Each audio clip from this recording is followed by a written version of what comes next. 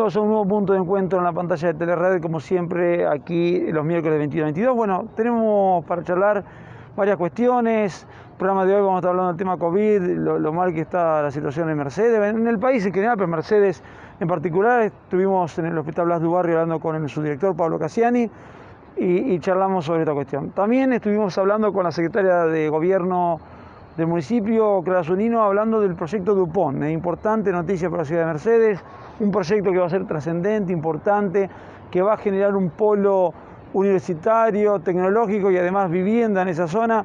Estaremos dando detalles de cómo viene este proyecto. Todo esto de aquí en más hasta las 22 en Punto de Encuentro. Si respetamos las normas sociosanitarias, evitamos que el virus circule y nos afecte. Usa alcohol en gel. Mantén la distancia. Lavate las manos. No compartas el mate. No te reúnas ni generes encuentros. El virus está entre nosotros. De todos y todas depende que no siga ni se propague. AEFIP, Asociación de Empleados Fiscales e Ingresos Públicos, Seccional Mercedes, calle 28, entre 31 y 33. AT, Avenida 17, número 690, teléfono 02324 427 394.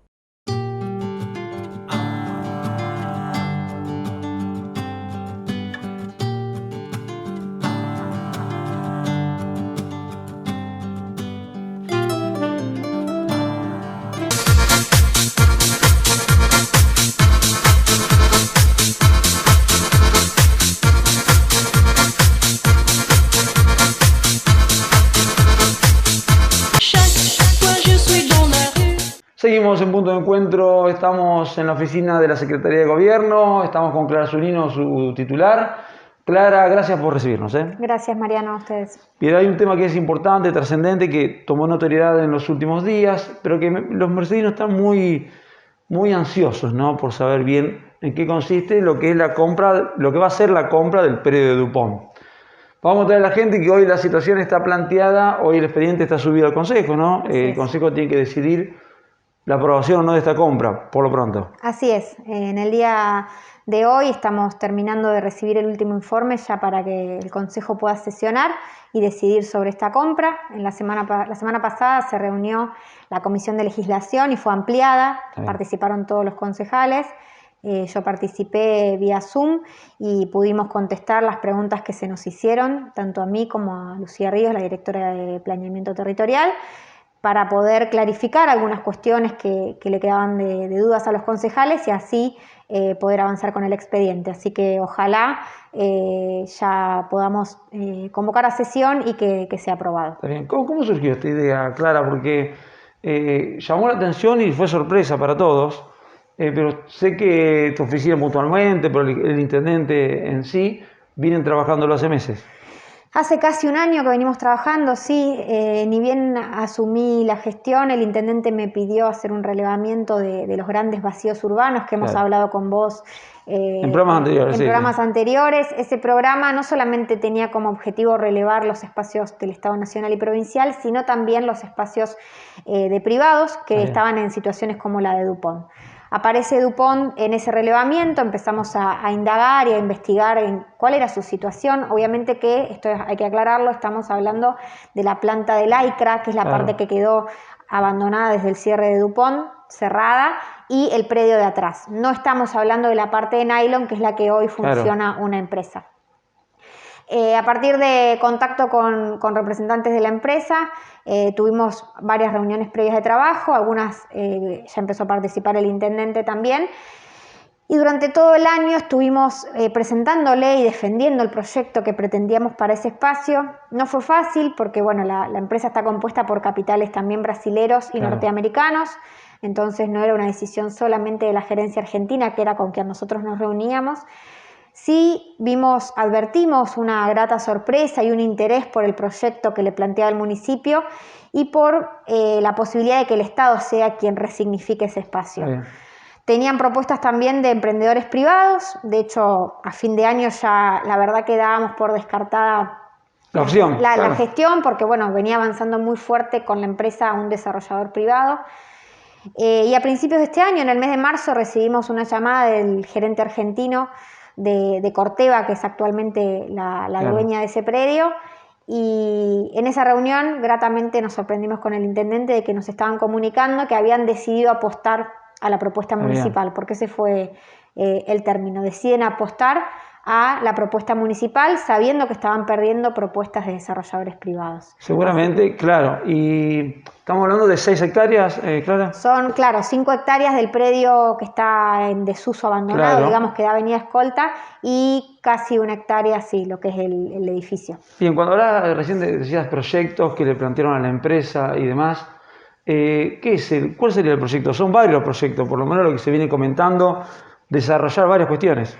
El proyecto es un puntapié inicial porque el intendente tiene la idea y la intención de construirlo con la comunidad, de abrir la participación ciudadana y además de las áreas del municipio y además de organismos del Estado nacional y universidades que se van a sumar, así que es un proyecto en construcción, pero el proyecto inicial que se pensó para ese espacio es una usina de ciencias, es un polo científico-tecnológico con una mirada académica, con la posibilidad de que el Centro Universitario Regional ingrese ahí como primer área municipal. Se traslade del UNSUE. Que se traslade y que pueda ampliar. Estamos ampliando, ya este año se amplió la oferta académica y la verdad que el CUR en el UNSUE nos está quedando chico, así que el marco que le puede dar en ese espacio creemos que es muy beneficioso para poder ampliar la oferta académica, para poder hacer alianzas con otras universidades que hasta ahora no podíamos, así que ese sería la primera impronta que le queremos dar, con un espacio cultural también.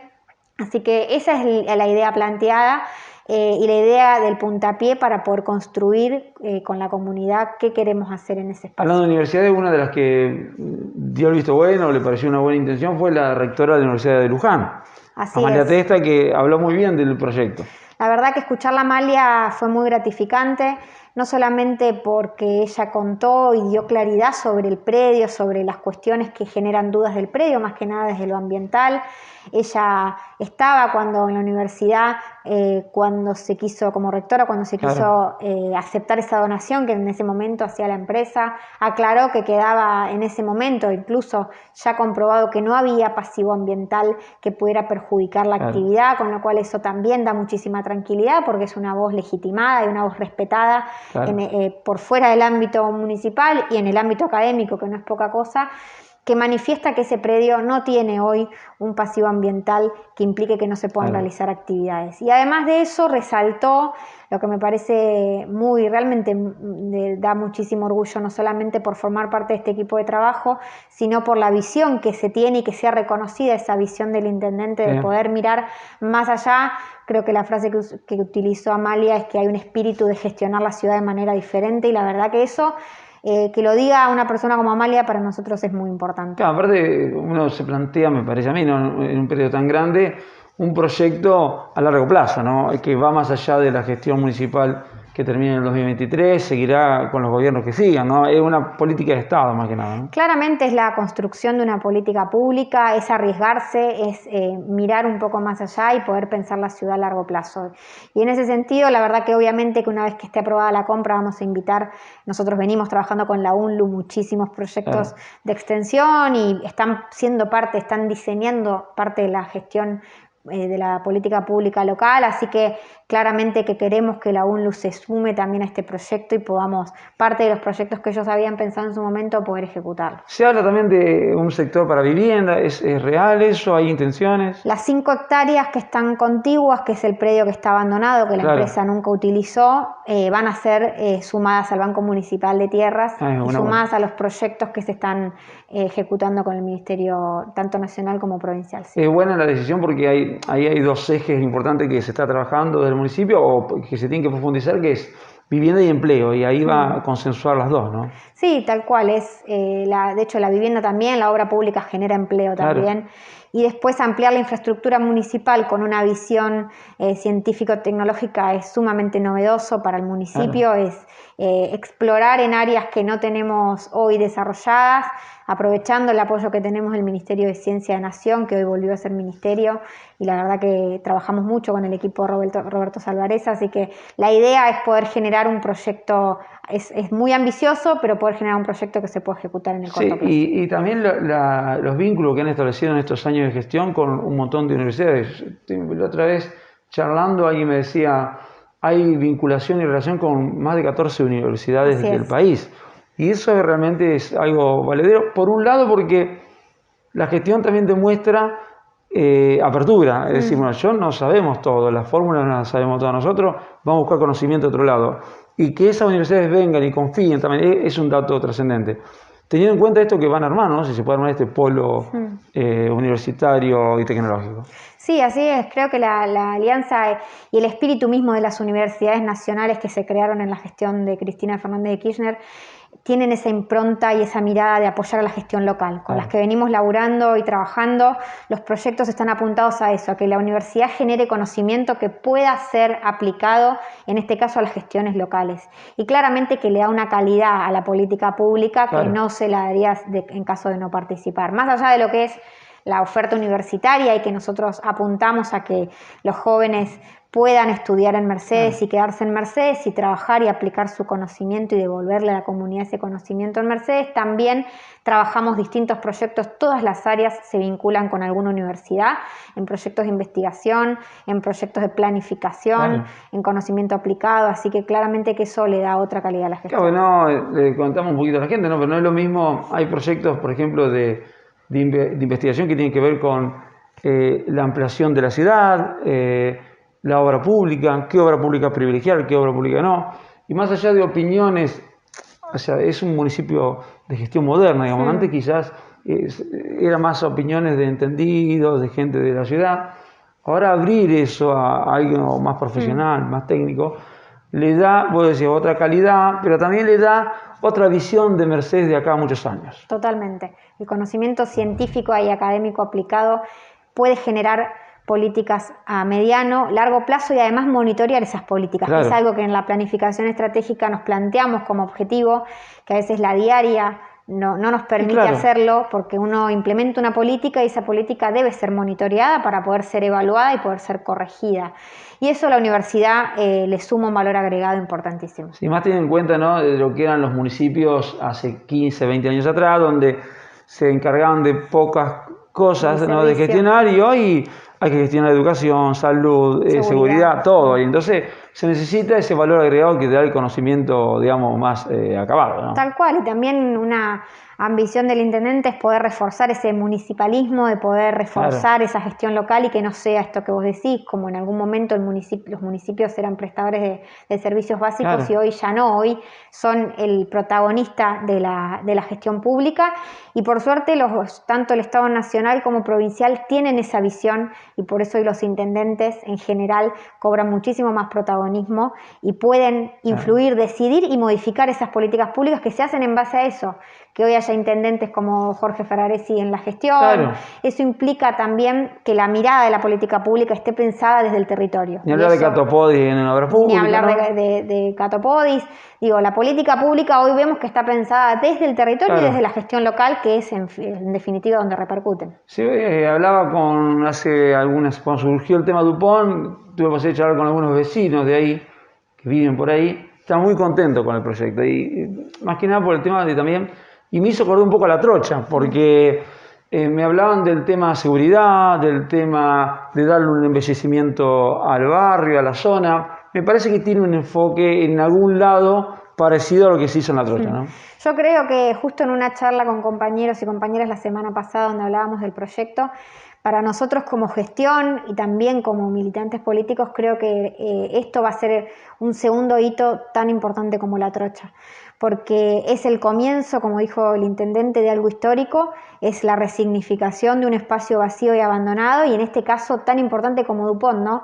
Claro. Las vías del Belgrano fueron abandonadas en los 90, Dupont tuvo su cierre luego del neoliberalismo, lo que implicó para la ciudad lo simbólico, ¿no? Lo simbólico del cierre, de todas las familias que en su momento se quedaron sin trabajo, de lo que implicó para el perfil productivo de la ciudad. Claro. Entonces, resignificar eso y en conjunto con la comunidad y darle la impronta precisamente científico-tecnológica aplicada a la producción, más la parte de vivienda, creo que es un segundo hito histórico en esta gestión. Sí, y no hay que dejar de comentar tampoco que me parece que esto no se podía dar solamente con el impulso municipal, ¿no? Hay un apoyo muy claro de provincia, muy claro de nación. El ministro de Pedro estuvo el otro día en la presentación del proyecto. Me parece que eso es muy importante y que los mercedarios tienen que entender que estamos en una situación de avanzar a grandes pasos, de que Mercedes se transforme de alguna manera, y me parece que hay que aprovecharlo. Yo creo que la única manera de la única manera que nosotros podemos hoy estar pensando y planificando políticas tan novedosas, tan creativas y poder pensar en grande, como se dice a veces, claro, es porque hoy tenemos un Estado nacional y provincial presente. Si no, hoy estaríamos muy preocupados, estaríamos pensando cómo proteger y cómo gestionar las cuestiones diarias, las cuestiones de los servicios mínimos, gestionar la salud, que es muy importante. Entonces, la única manera de poder pensar como estamos pensando en un Mercedes a 20 años es con el Estado nacional y provincial. Solos claramente que no lo podríamos hacer. Los 4 años de gestión anterior que tuvimos como gestión local, hicimos muchísimo, pero lo hicimos en soledad, y era pensar en lo mínimo que nosotros podíamos hacer con nuestro presupuesto. Hoy esas posibilidades se amplían. Que Guado haya estado con nosotros acompañándonos en este anuncio para nosotros es muy importante porque marca esa presencia del Estado Nacional y define un objetivo y una prioridad junto con nosotros, así que la verdad que nos puso muy contentos. Hay un perfil en común, ¿no?, entre la provincia, la nación y el municipio, y eso es importante de que la gente lo vea. Por último, hoy está la situación planteada en el Consejo Deliberante, se va a aprobar en estos días. ¿Cómo siguen los pasos más adelante, digamos, de lo administrativo, para que la gente vaya teniendo en cuenta más o menos cómo viene? Bueno, una vez que el Consejo autorice, lo que hace el Consejo es autorizarle al Ejecutivo avanzar con la compra. Una vez que eso suceda, vamos a avanzar con los instrumentos de compra, obviamente con todo lo que implica ese procedimiento, con escribanos públicos y demás, para poder avanzar cuanto antes en esa compra y poder finalizarla. La compra es...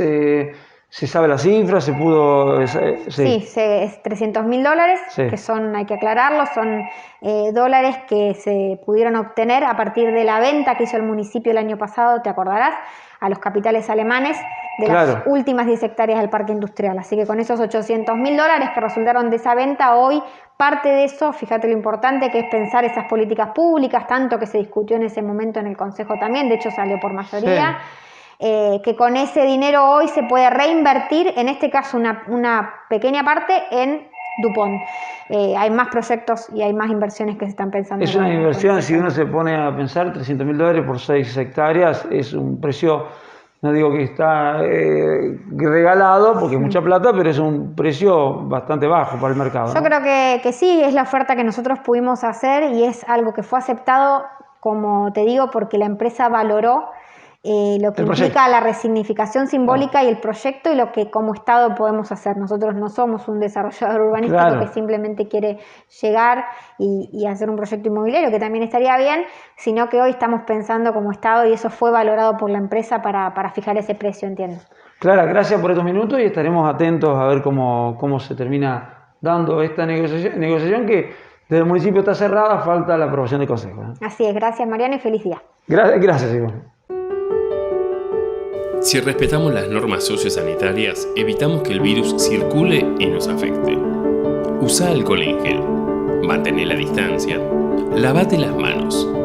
No compartas el mate. No te reúnas ni generes encuentros. El virus está entre nosotros. De todos y todas depende que no siga ni se propague. AEFIP, Asociación de Empleados Fiscales e Ingresos Públicos, Seccional Mercedes, calle 28, entre 31 y 33. AT, Avenida 17, número 690, teléfono 02324 427 394.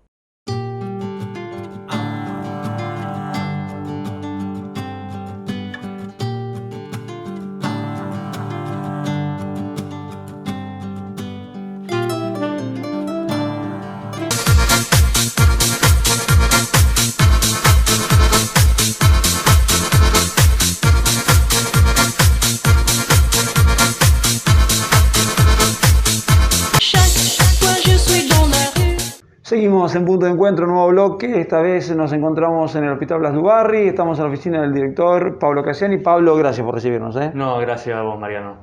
Bueno, son semanas álgidas, semanas complicadas con el tema de contagios de coronavirus. Contale un poquito a la población de Mercedes cómo estamos actualmente.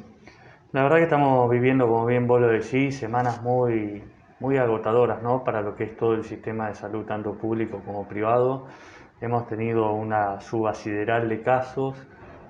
Ya cuando teníamos 200, 250 casos semanales, nos parecía que era una meseta muy alta, y a eso sumarle que hemos ido creciendo, llegando a los 470 casos, 450. Bueno, esta semana que está terminando bajó por debajo de los 400 casos, 375, pero sigue siendo mucha cantidad. Claro. Sigue siendo mucha cantidad. Lo que vamos a ver la semana pasada y esta semana es producto de las restricciones que vivimos la semana previa. Generalmente esas medidas restrictivas se ven entre 10 y 14 días después. Pero de los fines de semana que continúa. Lo de los fines de semana de no sabemos cómo será el próximo, pero la verdad que necesitamos un mayor compromiso de la ciudadanía. No solo la cantidad de contagios se traduce en mayor cantidad de internaciones, y la mayor cantidad de internaciones se traduce en mayor cantidad de fallecidos. Mercedes todavía estamos un poquito por debajo de la media provincial en cuanto a letalidad y mortalidad, pero cada fallecido no es un número, sino que es un vecino. Acá nos conocemos todos, y la verdad que el equipo de salud lo siente cada pérdida de un paciente, ¿sí? Como también nos ponemos contentos y festejamos internamente cada alta que damos, cada paciente que sale respirador, cada paciente que baja de terapia a piso y vemos cómo evoluciona favorablemente. También sentimos la tristeza, ¿sí? Y el pesar cuando perdemos a un ser querido, cuando perdemos un paciente que pasa a ser un ser querido por nosotros. Vos sabés que eso me lo han destacado gente que está internada y demás, que tiene que ver con la calidez humana que hay en el hospital, ¿no? Más allá de esta cuestión puntual de COVID, pero la gente que estuvo internada se ha dado cuenta de eso, del amor, el trabajo, el esfuerzo que hacen los trabajadores acá del hospital, desde el que limpia hasta el médico de terapia. Me parece que eso se traduce a la gente de Mercedes, y me parece que es darle un vuelco también a lo que es la visión que tiene la gente del hospital, quizás, ¿no?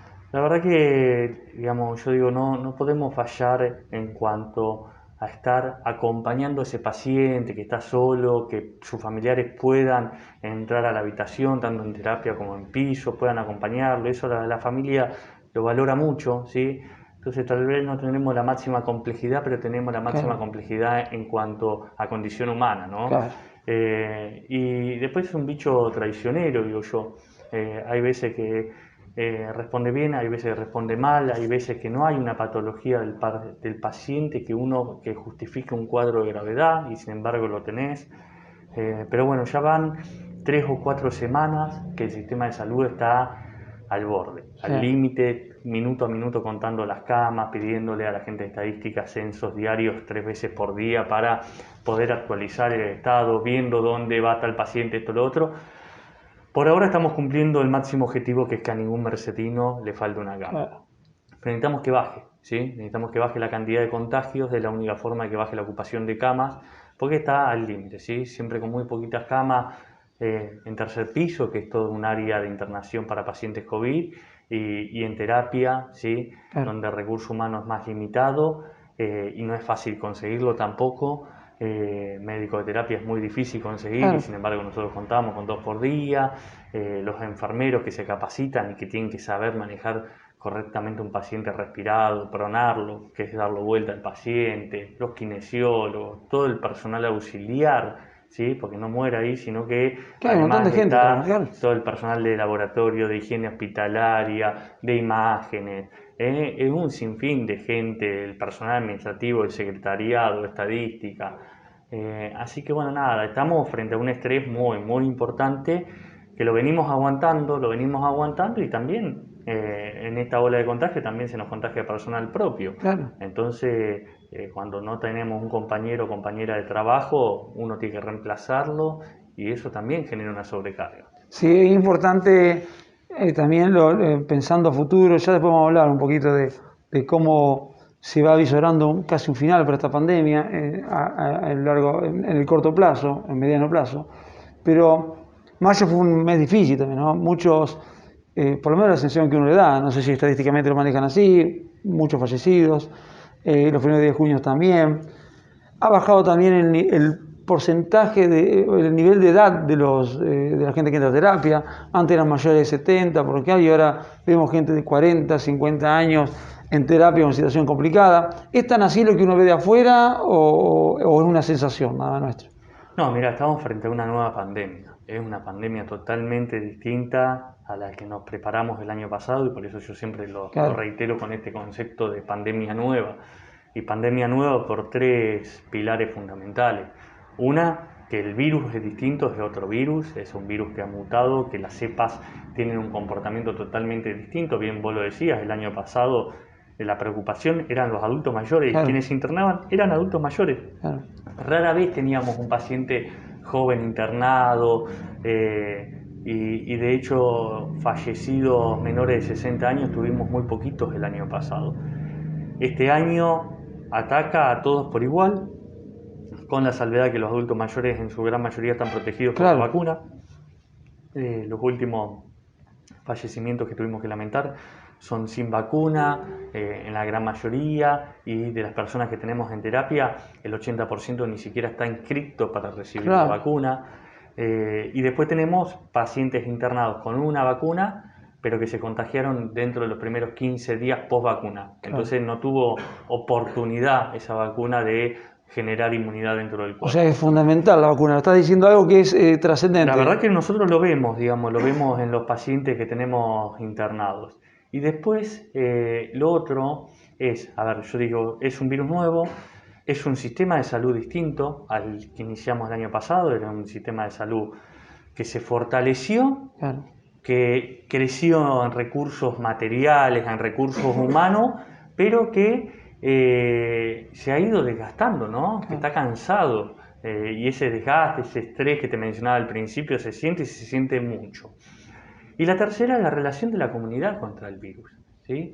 A esta altura, el año pasado estábamos teniendo en la primera semana de junio los primeros casos en Mercedes, con nuestro primer foco en el barrio de Ravelo, si bien habíamos tenido primero el paciente inglés, después hubo un lapso de tiempo donde hubo una tensa calma, así lo defendía el doctor Laporta, el director de la clínica, en un comité, estamos frente a una tensa calma, y después empezamos a tener casos aislados y creciendo y creciendo. Pasáis a activar la circulación. Y la sociedad estaba quieta, entre comillas, digamos, estaba con un temor prudente al contagio. Y hoy yo veo la gente que se preocupa y lamenta los fallecidos, pero después en la actividad diaria uno no ve ese cuidado, ¿sí? Ve mucha gente con descuidos que no deberían ocurrir, ¿sí? Digamos, como estar sin barbijo, ¿no? Es impensable hoy en día estar sin barbijo. El barbijo, la verdad que cuida el lavado frecuente de manos, el distanciamiento social, ¿sí? Evitar el reunionismo, porque ¿por qué la fuente de contagio sigue siendo la reunión familiar? Porque uno se siente protegido cuando viene tu hermano, tu hermana, tu papá, tu mamá, un tío. Es como que uno dice, bueno, pero son familia. Y se saca el barbijo y estamos adentro de casa y ahora que hace frío, afuera, y uno siente que como son familia estamos protegidos. En realidad son ellos los que nos contagian, ¿sí? Porque hay mucho paciente asintomático que es portador del virus y que contagia, evidentemente. Entonces eso es el caldo de cultivo por excelencia para que se viva lo que vivimos en nuestra ciudad, en las ciudades alrededores. Nuestro sistema de salud todavía no colapsó, ¿sí? Y eso es una victoria de todos los mercedinos y de todas las mercedinas, porque lo hemos fortalecido, porque constantemente estamos buscando nuevas cosas para hacer, no nos dormimos, buscamos en qué podemos crecer, hicimos el centro de testeo en la playa, va cualquier cantidad de gente a testearse ahí, como invitando a la sociedad, dándole, bueno, a ver, si alguno no quiere venir al hospital por alguna cuestión, bueno, tiene ese acceso ahí, tiene los CAPS, tiene la clínica, hay un montón de laboratorios privados que también están desarrollando la actividad, ahora estamos creciendo en el laboratorio de virología con nuevo equipamiento que está llegando. Bueno, la idea es seguir, pero bueno, también necesitamos de la sociedad para yo creo que la conquista más grande que vamos a poder decir cuando termine la pandemia, que tenemos que decir que es el objetivo, es que a ningún mercedino le falte una cama. Claro, eso es importante. Con respecto a las cepas, se habla, he visto informes de la provincia de Buenos Aires que hablan de circulación comunitaria de la cepa Manaus y la británica. ¿Qué situación hay en Mercedes? ¿Están así? Sí, hace rato, eso ya hace más de un mes que lo hemos anunciado en distintos comunicados periodísticos. Nosotros en el Laboratorio de Virología pertenece al consorcio Proyecto País. Claro. Desde el año pasado que nosotros hacemos detección genómica de cepas del COVID. Y ahí buscamos las variantes. En un principio se buscaba en los viajeros, Claro. se buscaba en las personas que se volvían a reinfectar con el virus, a ver si había una variante, qué sé yo, y después lo empezamos a hacer en esa población y al azar dentro de las muestras. Así fue que estamos a junio, habrá sido en abril, no me quiero equivocar, marzo o abril, detectamos una de las primeras cepas en un viajero, que era una cepa Manaus, Claro. después en otro, y después al azar encontramos en 3 Claro. o 4 muestras distintas, por lo cual en su momento confirmamos, porque además es una cepa que es tan agresiva y mucho más transmisible que desplaza a la cepa normal. Claro. Como cuando vos tenés un virus que es más contagiosa, desplaza a los virus persistentes, ¿sí? Pero yo creo que la provincia de Buenos Aires se considera que la gran mayoría de las cepas son Manaus desde hace más de un mes, por Claro. lo menos, ¿sí? Y así lo habíamos emitido en los comunicados formales. Y eso también se ve en lo que causan, los efectos que causan la salud de los enfermos. Claro, ¿sí? sí, sí. Son neumonías mucho más agresivas. Antes vos tenías el paciente que venía, tenía primero un cuadro más pseudogripal, ¿sí? Y después a lo largo de los días iba decayendo y presentaba una neumonía. Ahora vemos de ingreso, Claro. ¿sí? Las neumonías y neumonías tremendas. Y vos decís, no, pero hace 48 días ahora estaba bien. Claro. Papá, mamá, el hermano, el tío, la abuela, ¿sí? Y el hijo. Y ahora lo vemos con esas neumonías tremendas al ingreso, ¿sí? Y de hecho, los pacientes que están en terapia, ¿sí?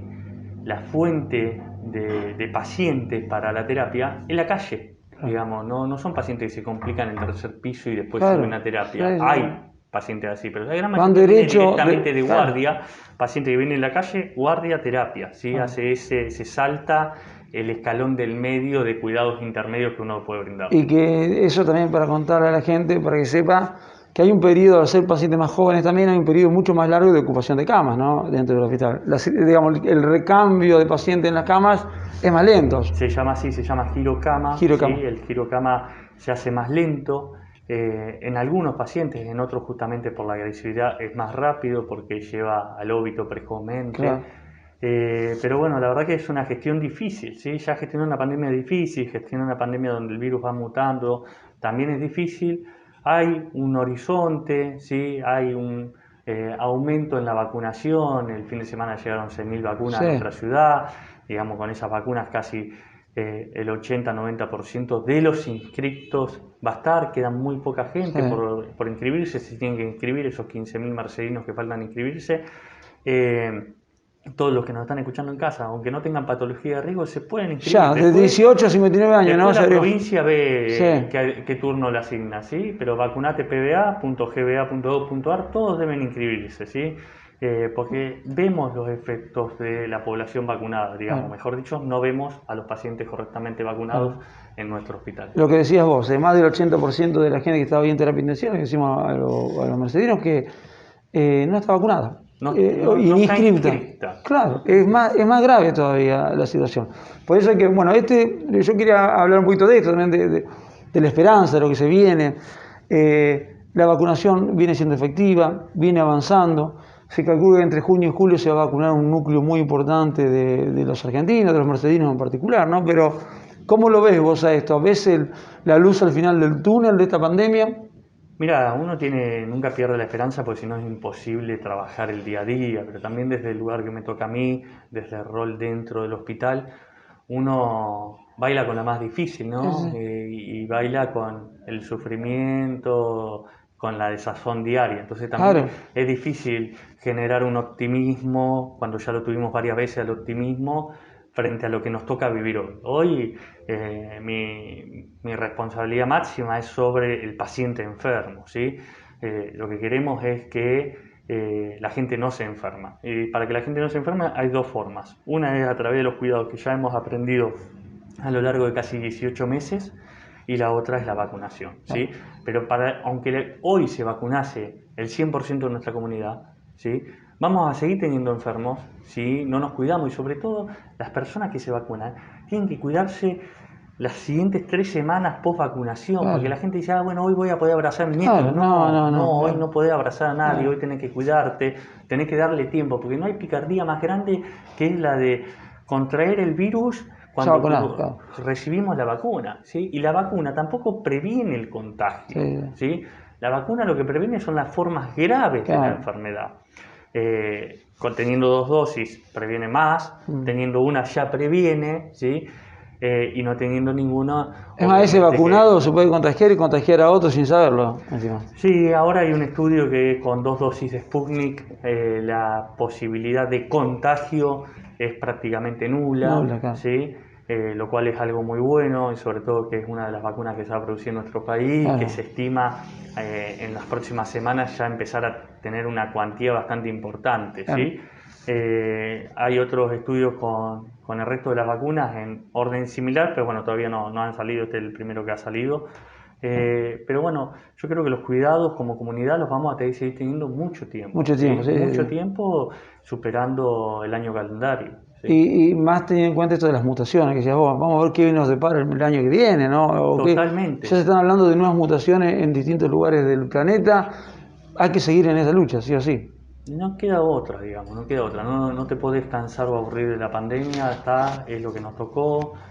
Algún día será una anécdota para contarle a nuestros hijos, a nuestros nietos. Claro. Por ahora nos toca hacerle frente, no hay otra opción. Recién hablaste de las dosis de vacuna, se estuvo poniendo un poco en duda el tema de la gente se aplicó primeras dosis y pasado un tiempo, 2 o 3 meses, se puso en duda sobre si estaba cubierta contra el virus con esa... ¿Qué es realmente lo que sucede con eso? Porque muchas veces hay gente que se vacuna en marzo y todavía no le dieron la segunda dosis, pero está con cierto nivel de anticuerpos. Sí, totalmente. Además se ha demostrado no se vence, digamos. No se vence, es un estimativo para saber cuándo recibirla. Igualmente el país está recibiendo entre esta semana y la semana próxima, por ejemplo, según los componentes de lo que es la Sputnik, porque después el resto de las vacunas es el mismo componente que se aplica 2 veces, así que eso no va a haber una dificultad, ¿sí? Y con la producción local del primer y el segundo componente también queda salvaguardado eso, ¿sí? Hay que cuidarse, hay que tener paciencia dentro de lo que se puede, ¿sí? Y sobre todo yo insisto, no con la vacuna, insisto con las medidas de distanciamiento social, ¿sí? Es la forma absoluta que nos previene el contagio. Ahora viene el Día del Padre, falta poquito para el Día del Padre. Bueno, eso recordamos lo del año pasado, ¿no? En la situación en la que estamos, sí, puede ser catastrófico. Así que hay que tener todo presente eso. Bien, ¿cómo ve el tema de, siempre vemos, ¿no? El informe diario, el nivel de porcentaje de camas que se va creciendo? ¿Cómo ven las próximas semanas? ¿Bajando eso? ¿El sistema todavía en tensión? No, yo veo un sistema en tensión, ¿sí? Yo veo un sistema en tensión, la esperanza está puesta en que no suba, claro. ¿Sí? Pero me parece que como sociedad tenemos que dar otro salto distinto para que pueda bajar, ¿sí? Y bajar tiene que bajar a cifras de marzo, tiene que bajar a 100 casos semanales, claro. ¿Sí? Estamos muy alto y el sistema está muy cansado.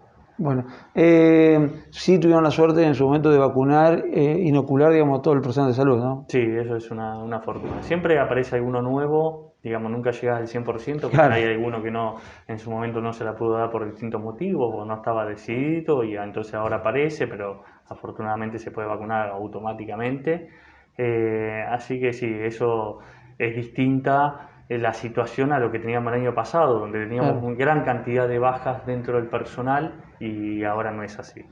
Siempre hablamos de la cuestión negativa de la pandemia, pero también en charlas anteriores hemos hablado de cuestiones positivas que surgen a partir de la pandemia, teniendo en cuenta el hospital en sí, cómo se ha equipado, ha logrado un laboratorio de virología para seguir trabajando el resto de su vida, nombramientos, hay muchas cosas que se han generado a partir de esto, ¿no? La verdad que dentro del escenario trágico que ha sido la pandemia, el Dubarry ha crecido mucho, la comunidad, la familia, la gran familia del Hospital Dubarry, ¿sí?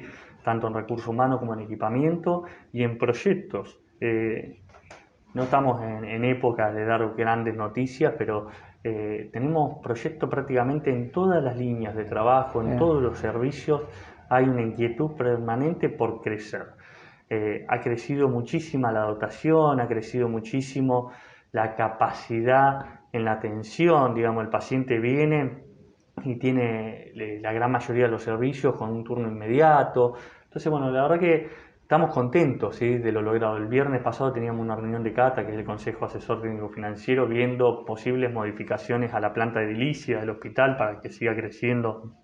Yo siempre digo, el hospital es como chico, uno lo ve, es un monstruo grande, y sin embargo a nosotros nos queda chico por la cantidad de especialidades que se han ido sumando, ¿sí? Las próximas que se van a sumar, ¿sí? Porque hay mucho profesional interesado. Hoy he entrevistado a una farmacéutica, el viernes a un cirujano que quiere hacer guardia.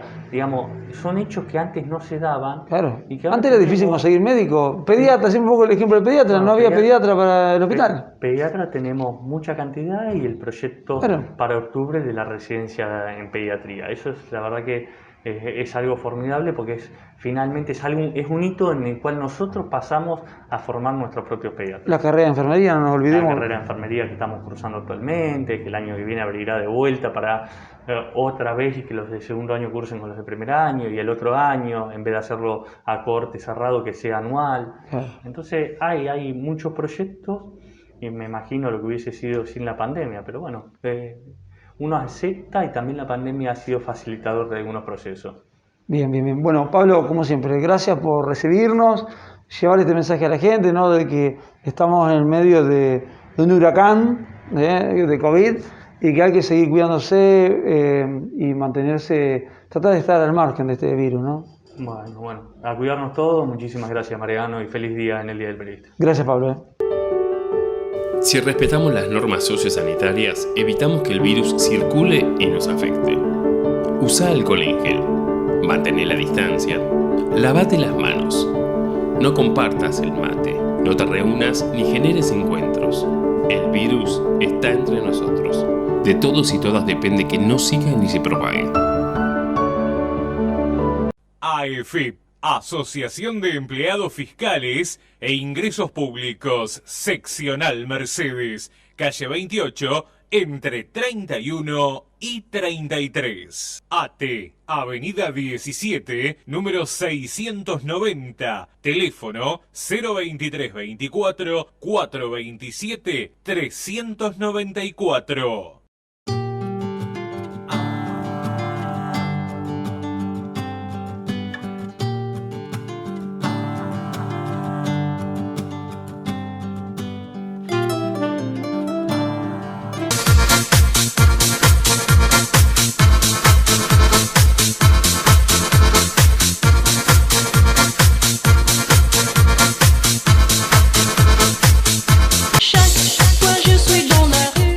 Con el Blas Dubarry de fondo, en reconocimiento al gran trabajo que hacen sus empleados, sus médicos, sus enfermeras, su personal auxiliar. Trabajo impresionante. Nos despedimos en este punto de encuentro. Esperemos que la semana que viene podamos charlar sobre lo que ha bajado el COVID y que han mejorado las situaciones sanitarias. Esperemos entre todos podamos hacer esto realidad. Sigan cuidándose en sus casas, no reuniones, barbijo, limpiarse, higienizarse. Bueno, importante seguir con esto.